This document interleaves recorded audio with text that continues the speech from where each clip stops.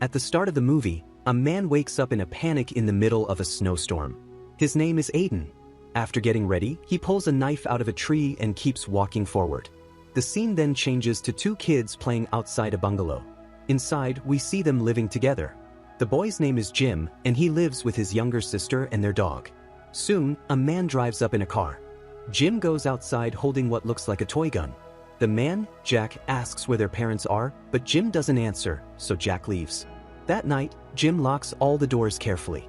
He and his sister play together, but outside, strange figures stand by the glass window, zombies trying to get in. Elsewhere, Aiden sits by a fire he made in the snow. In the morning, Jim checks the bullets in his gun's magazine, showing it's not a toy after all.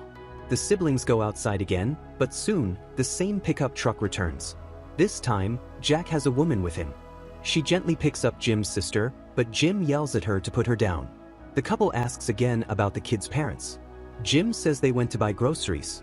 The couple offers to stay and look after the children until their parents return, so they all go inside the bungalow together. That night, Aiden is seen again, now killing zombies in the forest. The next morning, the couple checks the house and its supplies. They decide to stay there for a while. Later that night, Jim secretly listens to their conversation and realizes they've started to like the place. Jim hides his little sister in a room. Meanwhile, Aiden, tired and hopeless, points his gun at himself in the forest. A gunshot is heard, but we don't know if he dies. Back at the house, Jack eats breakfast, now acting like the bungalow belongs to him. Jim, looking calm, suddenly says, "It will be over before you know it." That night, he asks strangely, "Is it time now?" His dog comes near, sniffs him, and nods its head. Jim then locks his sister inside a secure room.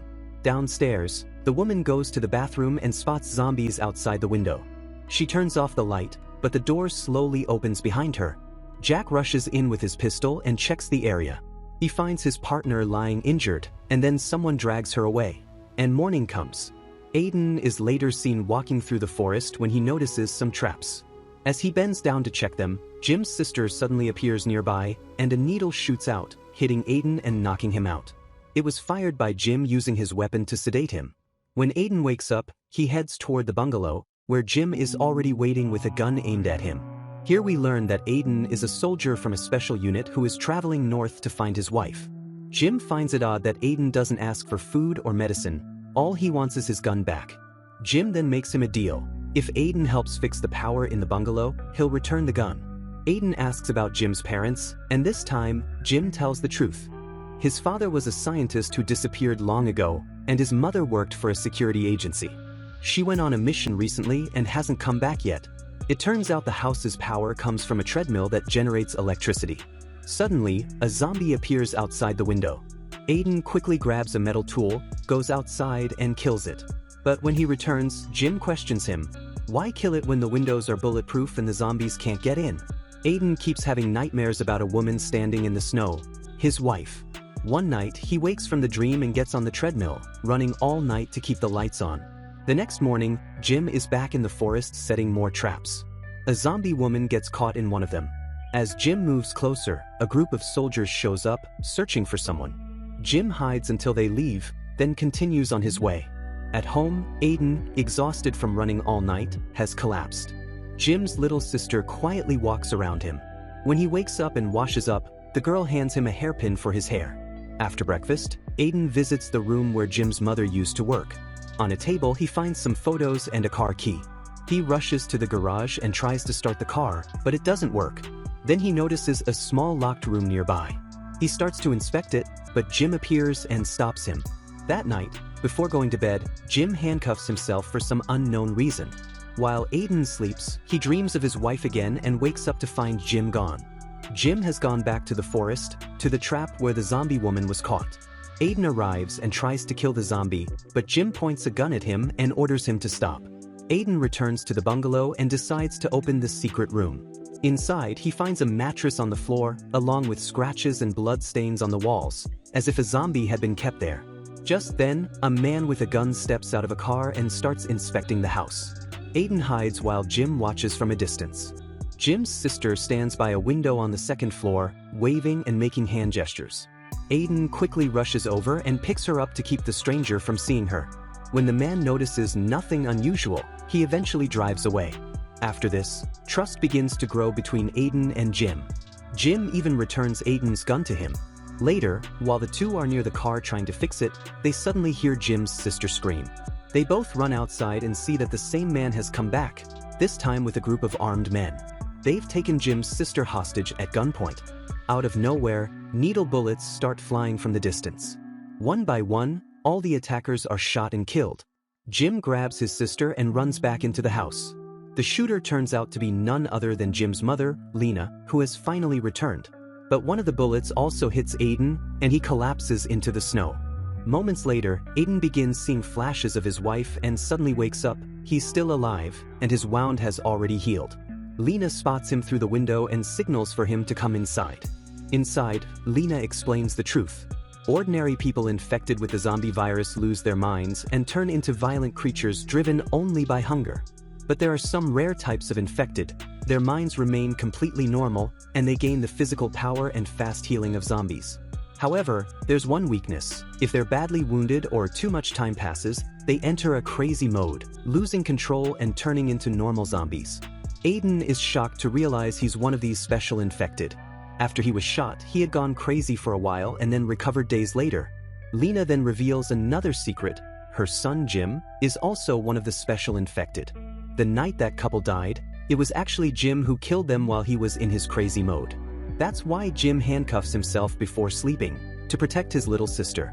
It's also revealed that Jim's pet dog was specially trained to sense when Jim is about to lose control. The dog can detect the faint scent his body gives off before he goes crazy. Later, we see Lena holding her daughter in her arms while facing a group of militia soldiers. Their leader turns out to be someone who knows her. His daughter had run away with a young man, and he's been searching for her ever since. That night, Aiden dreams again about his wife.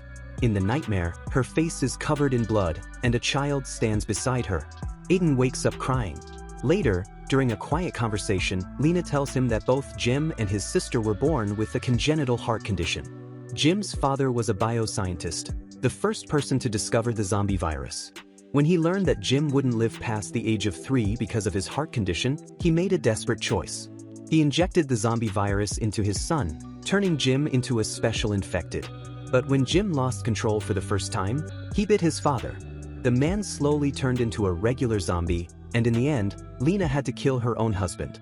One day, Jim's dog began barking loudly.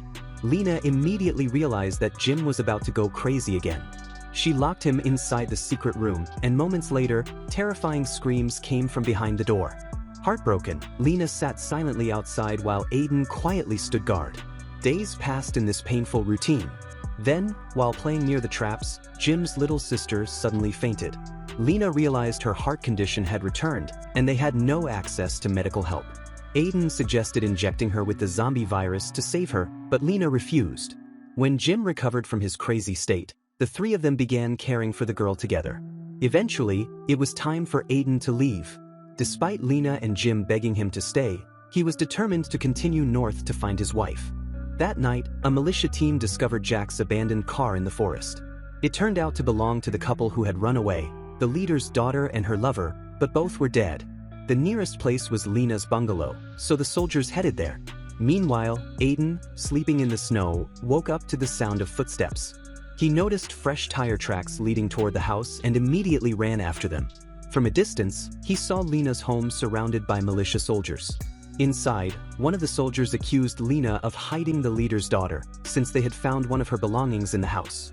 Quietly, Aiden slipped through the security barrier and entered. He found Jim hiding in the kitchen and, after counting the enemies, readied his weapons.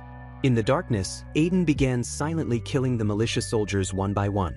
When he reached the main hall, several guns were pointed at him. Suddenly, Aiden slashed his own throat, forcing himself into his crazy mode. In a furious rage, he tore through the entire militia team, killing everyone in sight. But this time, Lena hadn't restrained him. She grabbed her children and fled the house as Aiden's screams drew nearby zombies toward the area. By morning, Aiden dreamed of his wife again. She told him to run. He woke up covered in blood, his hand resting on a severed foot, surrounded by corpses. Returning to the ruined bungalow, he found a letter from Lena on a table. In the letter, she wrote that she and the children had left in the car, heading north. "If fate allows," she wrote, "we may meet again someday." Nearby, the militia leader's daughter, now a zombie, was eating human flesh. Aiden prepared himself to leave, went into the secret room, picked up Jim's sister's favorite toy, smiled faintly, and started walking north. In the final moments, Lena is seen driving away with her children, while Aiden continues his journey toward his destination. The film ends with the militia leader's daughter, now undead, reuniting with her sister. That's the end of the movie. See you next time. Love you all.